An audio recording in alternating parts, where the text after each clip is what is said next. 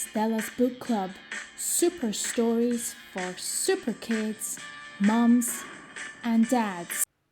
A Chair for My Mother by Vera Williams. My mother works as a waitress in the Blue Tile Diner. After schools, sometimes I go to meet her there. Then her boss, Josephine, gives me a job too. I wash the salts and peppers and fill the ketchups. One time I peeled all the onions for the onion soup. When I finish, Josephine says, "Good work, honey," and pays me. And every time I put half of my money into the jar. It takes a long time to fill a jar this big. Every day when my mother comes home from work, I take down the jar.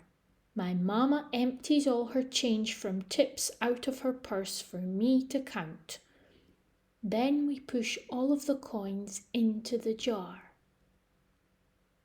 Sometimes my mum is laughing when she comes home from work. Sometimes she's so tired she falls asleep while I count the money out into piles. Some days she has lots of tips. Some days she only has a little. Then she looks worried. But each evening, every single shiny coin goes into the jar. We sit in the kitchen to count the tips. Usually Grandma sits with us too. While we count, she likes to hum.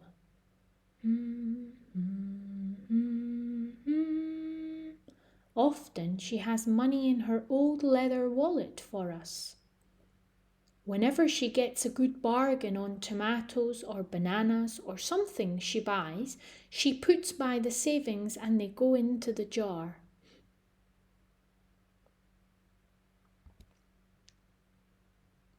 When we can't get a single other coin into the jar, we are going to take out all the money and go and buy a chair. Yes, a chair. A wonderful, beautiful, fat, soft armchair. We'll get one covered in velvet with roses all over it. We're going to get the best chair in the whole world. That is because our old chairs burned up. There was a big fire in our other house. All our chairs burned. So did our sofa, and so did everything else. That wasn't such a long time ago. My mother and I were coming home from buying new shoes. I had new sandals. She had new pumps. We were walking to our house from the bus. We were looking at everyone's tulips. She was saying she liked red tulips and I was saying I liked yellow ones. Then we came to our block. Right outside our house stood two big fire engines. I could see lots of smoke. Tall orange flames came out of the roof. All the neighbours stood in a bunch across the street. Mama grabbed my hand and we ran. My Uncle Sandy saw us and ran to us. Mama yelled, "Where's Mother?" I yelled, "Where's my grandma?" My Aunt Ida waved and shouted, she's here, she's okay, don't worry." Grandma was all right. Our cat was safe too, though it took a while to find her. But everything else in our whole house was spoiled.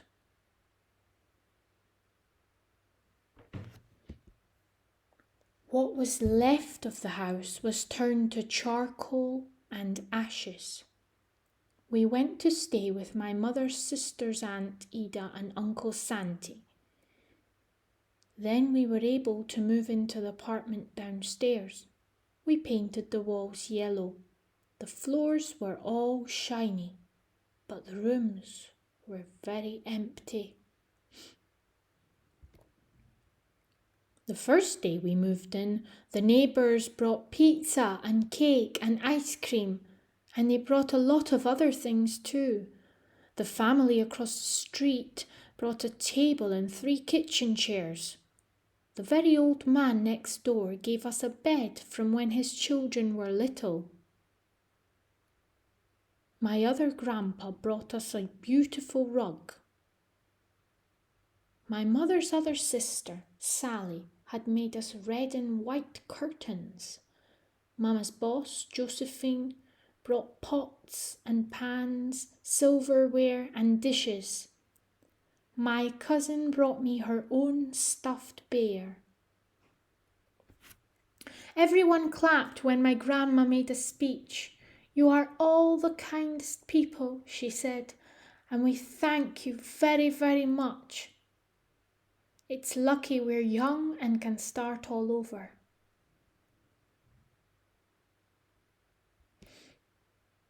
That was last year, but we still have no sofa and no big chairs. When Mama comes home, her feet hurt. "There's no good place for me to take a load off my feet," she says. When Grandma wants to sit back and hum and cut up potatoes, she has to get as comfortable as she can on a hard kitchen chair.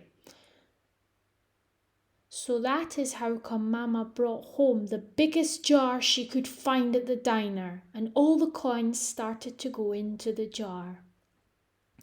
Now the jar is too heavy for me to lift down. Uncle Sandy gave me a quarter. He had to boost me up so I could put it in.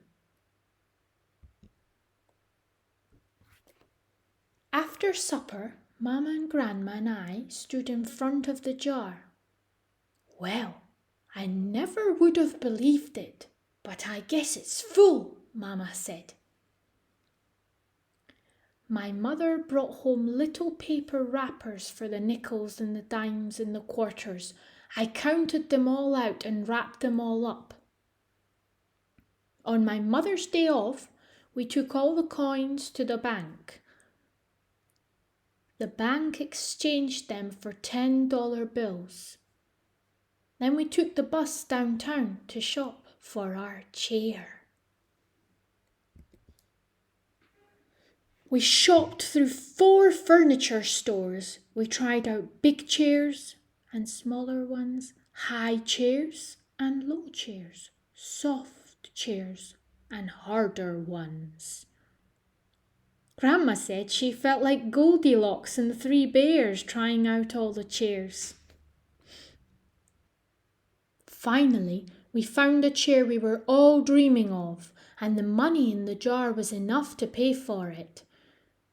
We called Aunt Ida and Uncle Sandy. They came right down in their pickup truck to drive the chair home for us.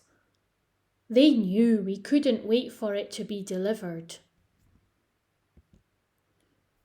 I tried out our chair in the back of the truck. Mama wouldn't let me sit there while we drove, but they let me sit in it while they carried it up to the door.